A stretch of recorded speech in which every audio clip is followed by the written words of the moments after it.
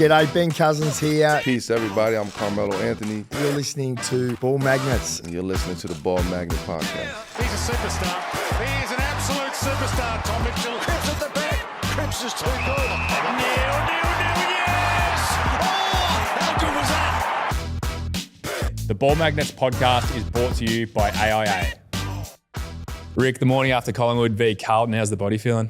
Yeah, a bit tender, mate, but it's like that after every game. It's when you go into battle, you sort of put the body in the line, and it's always you always play better when you win. So body's not feeling that good this morning, but sun come up, mate. As you know, you just got to keep pushing forward. Yeah. It was a good crowd. How'd you find the game? It was a good watch, yeah, especially the first half.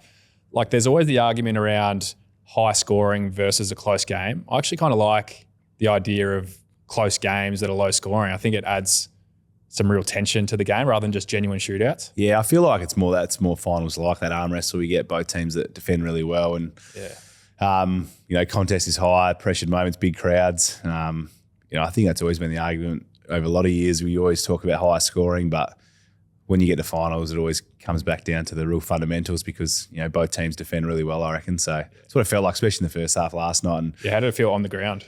Felt like that in the first half. It was sort of both teams weren't given an inch, and obviously the conditions played a little bit of a part. It was a little bit slippery in the first half, and then it must have rained at half time because when we come out at half time, it was slippery again. But no, I just felt like third quarter they got on top in the contest and were too good in the end. So that's footy sometimes, frustrating, but like we're chatting off air, you got to keep moving forward and find the positives in certain ways. So that is something we scouted for you guys, just how good you are around the contest. How much is that a part of your training? Because clearly it's Carlton's DNA. Even looked at stats, forward of the ball, behind the ball, number one intercept team. The stuff you do around the ball speaks for itself, but how much do you actually train that as compared to other parts of your game? Yeah, we train contests a lot. The 1v1s and things like that. We actually felt like last year, especially once it exited clearance, was an area of growth that we need to get after. So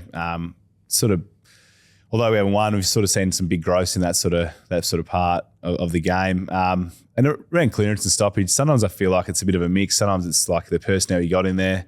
I feel like for a number of years now we've been a pretty strong clearance side. You got Walshy, Ches, George, guys that are really good one-on-one players. So Jagger Smith would have been a handy addition this year. Yeah, he's just sort of had some real speed around that the group agility, as well. bit of zip about him. He actually, the way he moves is actually a little bit like Nick and Butters, and can turn it on a dime. So he would have been a nice little injection into our side because, like I said, we got a lot of contested players in there and a lot of hard nose. So but that's sort of stuff we've been working on. Obviously, we got a few more other things to work on, but that's what the season is all about. Sort of you sort of after a month you find out what's working and what's not. So I got a few things to get after. And how do you navigate through this period as the captain of the club when spirit is down? I assume 0-4 isn't ideal. We were in that position last year or very similar.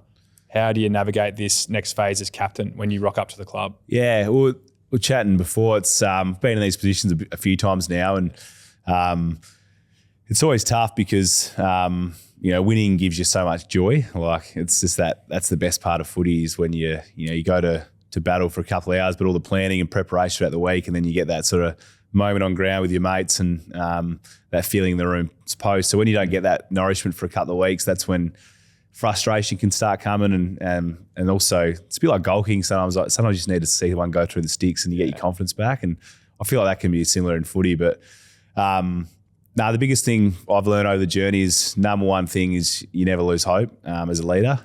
So that the energy, like you said, the spirit, the optimism, you can never lose that, and you still got to find the positives in what you're doing.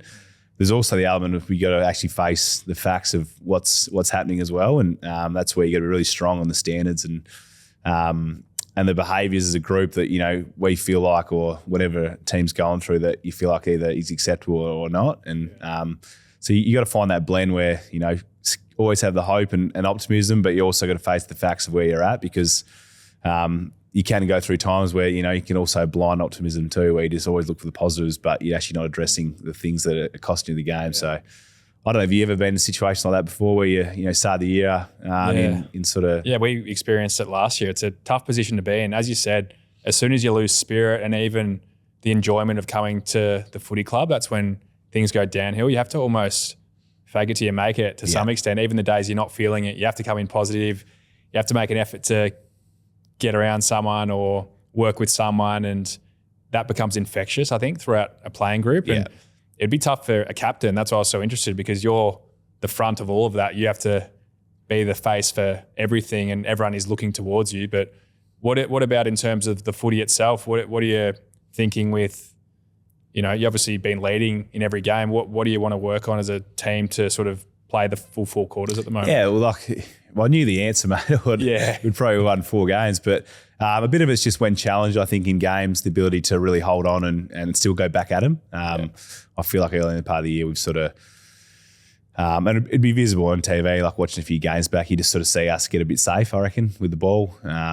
So that's something that we'll keep working on. And I think that's a confidence thing, but also the ability to sort of, bite down the mouth guard and really dig in. So there are a few things you sort of think, but I think what you touched on before is very important is, you cannot lose energy at the club. Like there's going to be a lot this early in the season. Yeah. And we've done a good job of that so far, but there's going to be a lot that's said externally, and all that's out of your control. What's so important is like you control the narrative that you want to create internally, have those tough conversations, but energy's big, building good habits throughout the week. But I think another thing that's underrated is actually doing a lot of things socially. Not actually, sometimes not even at the footy club, whether it's going out to team dinners. Might need another campfire. Yeah, a couple of beers. Beers. It's crazy though, but people wouldn't think it, but sometimes you actually just need to get away and just, take the work environment out of it and just have that connection. And there's no secret that when you're humming as a group, the connection's high because you do a lot of things together off field. So that's the things we'll be focusing on the next sort of couple of weeks. And, I've been in these positions before, and, things can turn really quickly in this game too. And when confidence gets up, you can get rolling. And we experienced that in 2023 really clearly. So what did you win on the trot that year when you got really humming? Because what were you saying outside before? You were 15th on the ladder at round 15. Yeah, something like that. I think it was really similar to, I think Giants were the same that year. I think last year, I think the Lions were in a similar boat. So just shows you momentum and hitting form can change. But I think in that year, I think we won maybe 12 or 13 in the last 14 or 15, something like that. And then the prelim. Might have been less than that. And then we obviously lost the prelim. So and you had a 5-goal lead in that game too.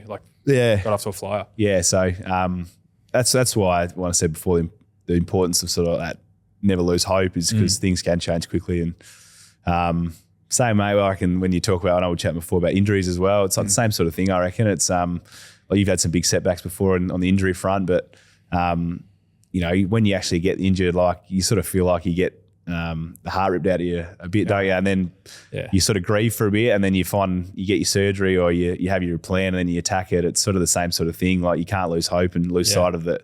These things you can grow and get better at. So I know we're chatting before, but won the Brownlow 2018. Was it 2019 that you broke your leg in pre-season? Yeah, I broke my leg badly the first session back of 2019. Yeah. So again, it's when you were just talking about your experience of you've been in these positions before, I'm sort of going through it a bit now from a personal point of view with injury. Footy's such a roller coaster, and you got to try and not ride the wave. I think Pendles is someone who actually does it really well. He stays level regardless of the situation, which is easier said than done. But yeah, that was a really challenging period. But then you work your way through it. Yeah. You do everything right. You tick all the boxes. You come out the other side of it, which definitely felt I was able to do and experience some awesome things in 2023. And then I feel like, I'm on the downward slope of the roller coaster at the moment, where the last 12 months have been really difficult, setbacks here and there. And like you said, maintain the hope and belief, which I've still got 100%. Now I can play some really good footy, and just, you look at games like last night, it's what you play footy for. There's, you really just want to be out there. And so behind the scenes, you're doing all the unseen work that no one's seeing to, eventually ride the roller coaster on the way up. But it's easier said than done. It's bloody tough caper we're in. Yeah. So we're talking about resilience. So you probably felt the peak individually in 2018. You felt the peak team-wise in 2023. A lot of people listen to this, no matter what level you're going to face adversity or injury, what things do you put in place to be able to build yourself back up, that resilience to keep sort of pushing forward rather than sort of thinking it all gets too hard at certain times? It's a great question.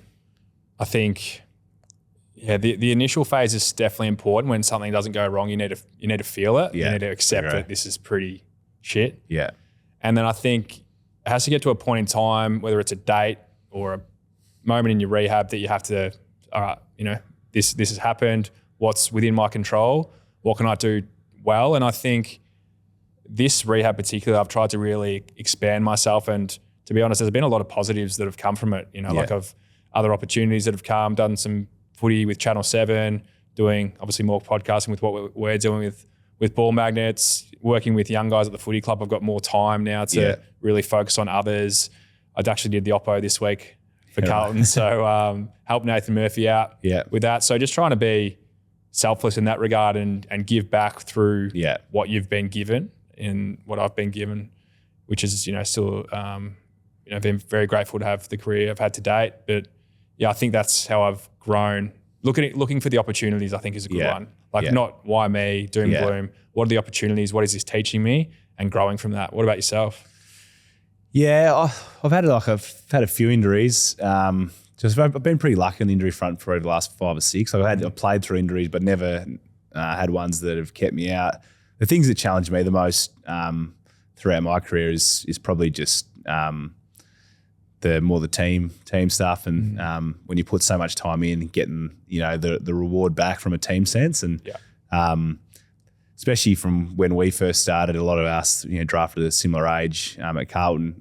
You know, we probably hit rock bottom there from about 2015 onwards. So it's all about slowly climbing and sort of building up. So would you say that period is harder than now?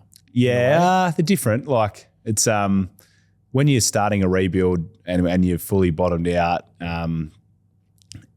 you still always feel like every game you got a chance to win. If that makes sense, the competitive instincts in you. I think no matter who you're playing against, like, all right, we're gonna, you know, I reckon we play our best, we could win.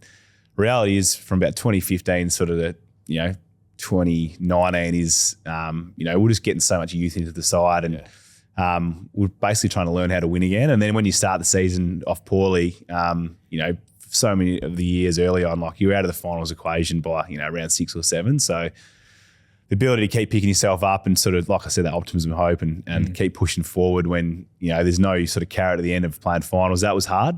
Now is a little bit different because back then you sort of were down by sort of around 6 or 7. Now it feels a bit different because I feel like we got the group there, and I know the potential of the group, and it's been proven the last few years in finals. You guys have been thereabouts. Yeah, so and then it's like you got to face reality. Is like, all right, we're not executing on the wins and losses, but, you know, we've been up every game at halftime, so we're actually putting ourselves in position to win against some really quality sides. So for me, that's where I get the hope and belief from, that I know this thing will turn. But yeah, there's also things we've got to work on to make sure we sort of rectify that pretty quickly. I had a question as well around perspective, because I see so many of our boys at Collingwood who have kids, and Coda, your girl's just had her first birthday yesterday. Yeah. What sort of perspective is being a dad and being a footballer given you to your football? Because from our chats we've had previously, it seems like you've always been well balanced, but you can really flick the switch from on and off now. You can do it to an even better extent than you've always done it since you've had Coda. Yeah, I've always tried to, like, I feel like a lot of elite athletes can be obsessive at times in their craft. So that balance is so important. And I feel like I've got better at that as I've got older. Just knowing when it's time to really lock in and sort of nail your craft versus when it's time to actually relax and chill out a bit. I'm still working that out. Yeah, it is hard though. Like, I still get it wrong sometimes. And I think it's when you love what you do and you're passionate about what you do. You know, there's times where you're gonna, you know, the needle's gonna go too far, and you do get too down that path. But Coda's been great. It's just more, you got to be like, one, when you come home, it's just, you know, the energy they provide so good. Especially now that she's won, she's pretty interactive and doesn't say, you can't understand what she's saying, but she'll, you know, she's always smiling when you come home. So no matter what day you had or you win or lose, she puts a smile on your face. But it probably forces you to say no to a lot of things more that aren't important, and you become more efficient with your time. So it's like, all right, what's the big things I got to get done from a craft or footy perspective or life, and then say no to things that don't matter. So yeah, I don't know. Everyone has a different experience. Mine's been great. It's definitely changes. Like you can't just, after a big preseason day, you can't just go home and just chill on the couch and sleep for 2 hours because, you know, you got another another sort of energy in your life that's needs you to look after. But I actually felt like when she came last year, it was probably the best footy I played. Yeah. And a lot of guys say that. Yeah, and it was just basically because of that. It's just like you prioritise sort of different things. Yeah. Now the balance is really important. Obviously, don't have a kid, but I've found sort of expanding myself and doing different things. Like, have actually found that release from footy, which is really hard for a lot of guys to find because it means so much to so many people that a lot of guys go all in, and then by the end of it, it's, it doesn't always work out for everyone. Not everyone has the fairy tale finish. But another podcast that we have started is Monday Magnets with the young fellas, Cade McDonald, Will Taylor, Bailey as well. They're doing a great job. So their podcast around a review of the round, and then AIA have also come on board to support that, which is, they've obviously been good to us with us being their ambassadors. Huge. Yeah. No, they've been great for us. It's obviously Damien's a good mentor for both of us. Yeah. So I've been tuned into the Monday Magnets, speaking a bit of wisdom and seeing what the trends are of the game and who's jumping out. So any guys, young guys, you caught your eye so far? Or? Yeah, I was having to think about this before because they obviously do the review of the round and on the Monday Magnets, and they were talking the other day about the best mids in the comp so far. Some of them are young, and I threw in Matty Rowell. Yeah, Rowley. Like I feel, his game against Ball Magnet original, Rowley, he was. And then moved on to bigger and better things. But we had him for a couple of years, and he obviously wanted to focus on his footy. And I just thought his game against Melbourne was unbelievable. Like his power, his strength at stoppage, looked like the Matty Rowell when he first came into the comp. Yeah. No, I listened to something he said last week. I reckon it was after the game, and he was talking about he's focusing more on his second possession. So yeah, he's split. He's always like, you're more than 50% contested, but he's like 65. Yeah, it's like and that's I reckon that's when you're a contested player, you always think you got to be first in. Get the first possession, which I feel like early in my career I was very similar, but just from watching him this year, you can sort of see. He's got a bit more burst away. Yeah. Sometimes when you're always at first possession, you get entangled, you get sealed in, so it's really hard to get that zip away, and you use a fair bit of energy. So, it's small sample size, but you can definitely see his game evolving. And because I remember the first few games he played, he had that sort of 3-game stretch. You're like, far out. This guy did he go 3-3-3? Yeah, I think so. Right, it's crazy. He had that zip. You know what I mean? Like, so he always had the inside game. I still remember him kicking left foot from the top of the 50. Yeah, and you thought this guy's gonna be really special. He's one. Then I like a few of the Hawthorn boys like John Newcomb, and they're not obviously. Well, it'll be 4th or 5th year now. It's Will Day. They're both good players. They reckon they blend well with each other. Like that sort of Jai's a bit more inside, strong, just tough, plays the right way. Then Will can sort of do it both ways. So he can, when he needs to put his head over, he does. But he's sort of got that sort of burst and ranginess.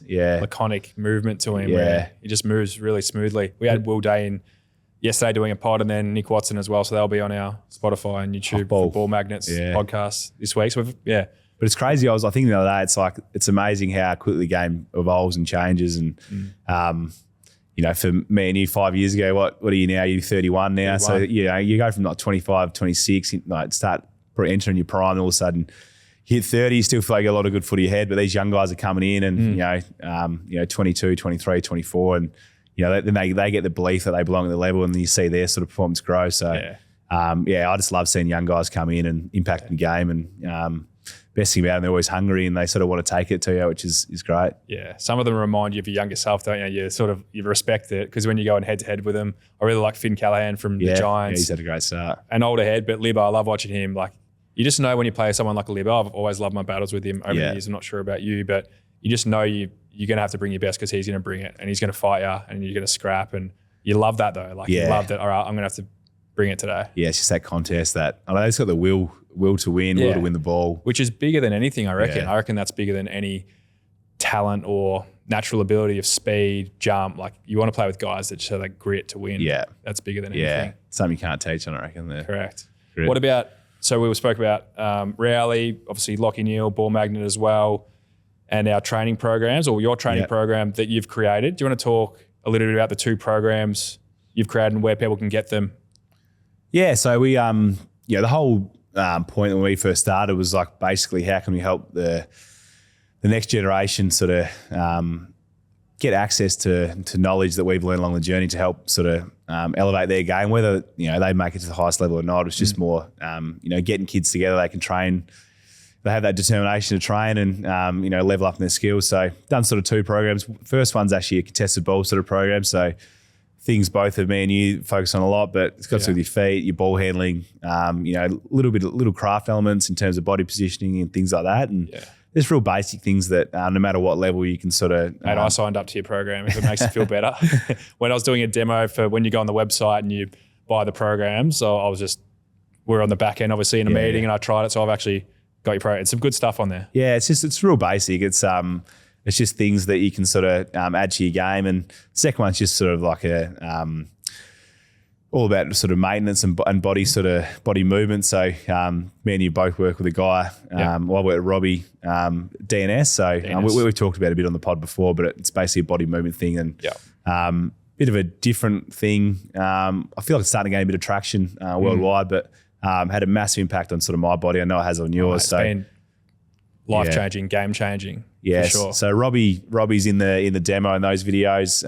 He comes down to the club weekly for us at Carlton, but just basically 6 or 7 exercises that if you do them, they focus on sort of postural stuff that can sort of lock your body. So that's been huge for me. He came to the club in 2018, and I was pretty wound up my body then. Sort of had a few injury sort of interrupted years, and probably ever since then I've sort of been able to play majority full season. So like I said before, trying to pass on some knowledge that we've learned along the journey to the next sort of crop coming through. Well, it's good enough for Crippa. I'm sure it's good enough for a lot of people out there. But obviously they can head to the Ball Magnets website, ballmagnets.com.au to find both your contested ball and pre-ab programs. So it's really cool. I'll obviously do a program with Lockie very soon. And another exciting thing is we're expanding the basketball arm of Ball Magnets with Josh Giddey.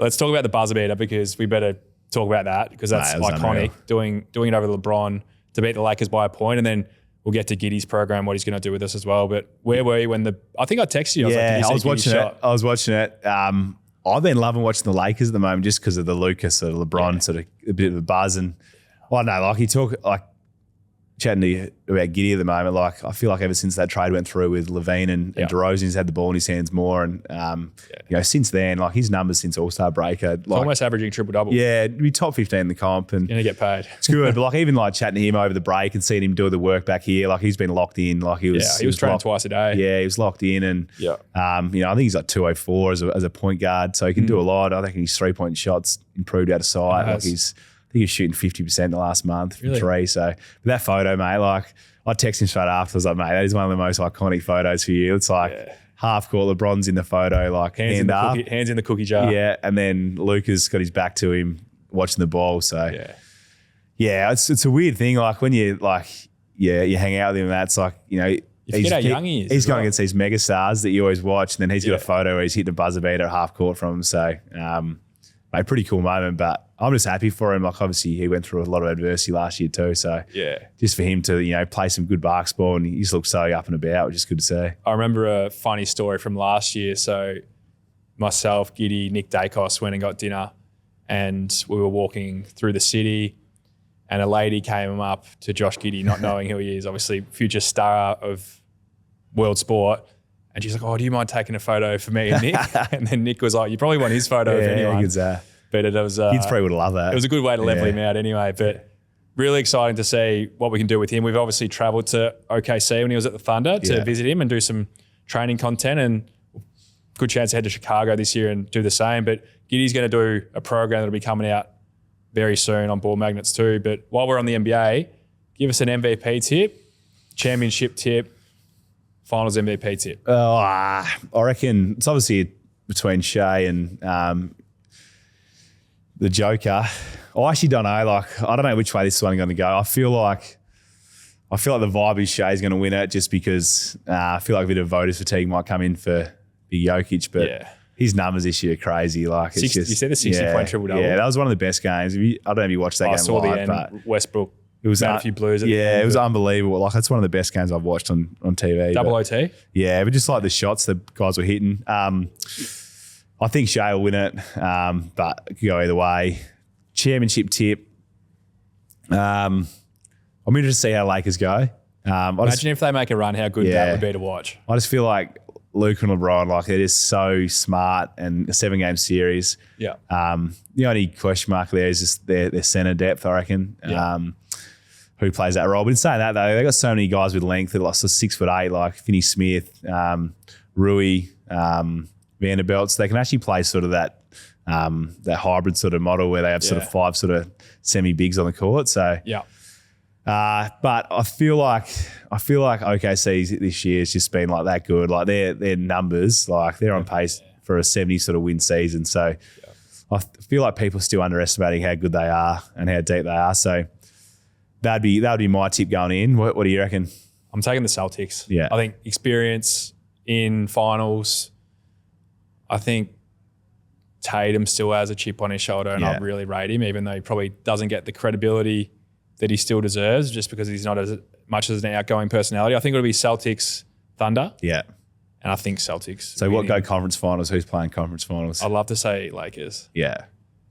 I'm just looking at the standings here. I think Eastern Conference has to be the Cavs, Boston. The Cavs have already won 60 games. Yeah, I agree. And then I reckon the West is wide open, like basically 1-7. Denver, even Golden State since the Butler trade. Yeah, Clippers getting going too. Houston. I was chatting to Jock Landau this morning. Yeah, what do you Big reckon? Pies man. He was happy this morning. He expects them to probably play Lakers or Denver. Yeah. At some point. But yeah, I think the West is wide open. Yeah. So we'll have to wait and see on that. I was going to ask you as well. So after a night game, how do you go sleeping? Because it's always an interesting one. Like even watching footy and being at the G lately, like even watching games, I still get a buzz, but it's nothing like playing. And some of our boys last night were taking the Zoom chewies. You seen the Zooms? That's the caffeine ones, The caffeine Yeah, I've seen these getting around. The hardest thing is there's 2 things that, I struggle sleeping after night games. A lot of the boys do. And do you take caffeine though, or do you take the chewies? I take caffeine. Yeah, I've actually never tried these, but I've seen a lot of guys using them. I have a coffee like 2 hours before, but it's like you got the adrenaline playing, like and then if you win, like you got the emotion of a win, so you're carrying on in the rooms afterwards. Yeah. So you got caffeine that, and then the lights, like the lights are so bright when you're playing doesn't matter what stadium. So you got sort of 3 things. And then the game finishes so late, so you finish in like 10:30, 11. You're probably not leaving the stadium till 11:30. You're not getting to sleep till 3, 4 a.m. So what I usually like to do now is like we'll a few of us will go out to the club and just get in the sort of pause and sort of just debrief the game. And I sort of enjoy that too, because you got so much of a week build up. Whether you win or lose, it's just a good way to sort of wind down. Yeah. Otherwise you go home straight away, have a feed, and all of a sudden you try and get to sleep and you're buzzing anyway. You can't. So I'll do that, and then I'll actually go home and I'll jump in the sauna for like 10 minutes. After a game? Yeah, just like Russ is always big on it, just calms you down. So like when your nervous system's so wound up after a game, so it actually just calms your nervous system down. So that versus say a hot tub, it's different. So because the heat's sort of like the actual, it's more external, not right on your skin. I might try that. So I won't go for long where I get a big sweat. I'll just do it enough where I just start to sweat. And because sometimes I reckon after a night game, I'll wake up the next day and it's like, because your body's so wound up, you wake up, you have like night sweats. So ever since I started doing the sauna after a game, I don't have any more night sweats. So. I've had that before as well after a game. It's like your body cools itself down. Like, I might try that. What about yourself? Do you get I sort up? of waver. I agree with you. Sometimes you can probably overdo the caffeine and feel jittery to the point where you're more fumbly than usual. Like sometimes it is better to be calm. I'm sort of case by case. Yeah. Just depending on how I'm feeling. Don't have a routine or superstition either way, but I have been trying these with training, and they say they're 5 times stronger than energy drinks. Yeah, right. So they'll give you, who you got at gather around West Coast. Have a few before your wings, mate. You'll be charging around. What about leading into a game? Like, do you have a set routine when you get to the ground? Like, yeah, I'm pretty detailed, I would say. Like, I've let go of my strict routine from my early days when you're a young, anxious kid trying to do everything right. But I just have my things I have to tick off, have to get some treatment, do my DNS program, which you're big on as well, and ball handling. Them are probably my 3 things. Yeah, I'm the same. But when you mentioned Russ before, Andrew Russell is a good friend of both of ours. Actually saw him going for a run around the town the other day. It was in good nick. Loves his running. But like this is the level of detail a champion like yourself goes to. I haven't actually spoken to you about this before. But he mentioned to me something about night games because they're very different to night games. Yeah, the boys give me a bit of shit about this. Is it true you did some extra training one-on-one with him at night under lights at Icon Park because you noticed your performance in night games wasn't as strong as your day? And so the level that you go to get your performance to an elite level, you actually organise with Jack, we call him, to go and train under lights to get your perception of ball from stoppage acclimatised better for game day. Yeah, it was a bit of like I always felt like, we train during the day. As kids, all we do is, play during the day. So I found it a big adjustment when I first got to the AFL playing night games. Like when we were playing under 18s, I was playing at 9 o'clock in WA. So you're mopping the dew off first. Yeah. Thursday, Friday night games start at 7:30, 7:50. And even WA, when we were watching them, that's like 3 hours behind. So when I got over it, I just couldn't believe how late games start. Yeah. But yeah, I just found I remember in the bye last year, I just said to Russ, I was like, mate, I just reckon I feel like I'm playing better during the day than I'm at night. Can you look into it for me? And he sort of unpacked a bit. And there was a bit of there actually was you could definitely see a bit of a dip. I was like, let's try a few different things. So one of them was basically when the VFL trained, throughout the week because they trained at night, I just went back to the club and just did sort of half an hour of ball handling just under the lights and just try to get that. And then I changed a few things up with, actually the day of the game. And I used to stay inside the whole time. We used to never go out in the oval before the game. So, and as you know, the rooms can get pretty warm. So then in the middle of winter, you go out there and it's actually a bit of a shock to the system. It gets pretty nippy. So I'll go out in the oval sort of 45 to half an hour before the first team meeting just to get out there and just absorb the atmosphere. And especially in winter, it does get dark quick. So just do that and just get used to sort of the environment outside. And it was funny, we were laughing, but it was definitely helped back in the last year. I started performing a lot better at night games. So no, I love the detail because I've never heard of anyone doing that. Yeah, it's just the curiosity. It's you're always trying to find ways hey, that's more first it's the awareness, hey, am I playing as good as I can at certain, no matter what. The why, the investigation. It's a curiosity. It's what can I do here that might be able to elevate me? So I'm sure a lot of people do similar stuff, and whether it's arousal levels, what craft they do, what type of weights they do, how much they weigh. There's so many different things that you can sort of get after and try to find what's your optimal version. So, but I don't know, I still do that. I love just trying to find little bits where you can get that little edge. So, sort of keeps the routine and keeps you young a bit, I reckon. Yeah. And we are heading into winter. You've got the new Ball Magnets hoodie on. Not bad, are they? How's it feel? So we've gone with the blue and the brown for this drop. Yep. Tees, hoodies, coming pretty soon. But couple of 3XLs too. Yeah. Put the request in. Requested the 3XL. Yeah, I don't mind the baggy look, but the big Rick. No, they come up well, mate. It's nice and simple. Me and you like the simple stuff. We like the simple go. So Ball Magnet Sports Academy. Ball Magnet Sports Academy. So that'll tie in nicely with all our programs we're releasing. So for anyone listening, if you want to be part of the Ball Magnet Sports Academy, you can find the merch on our website when we drop it. Crippa, it's Coda's birthday, so we're going to get you out of here. But as always, great to chat and looking forward to what you can do on the field, but also what we're creating off the field. And we'll keep it going. Sounds good, Tommy. Thanks for the chat, brother.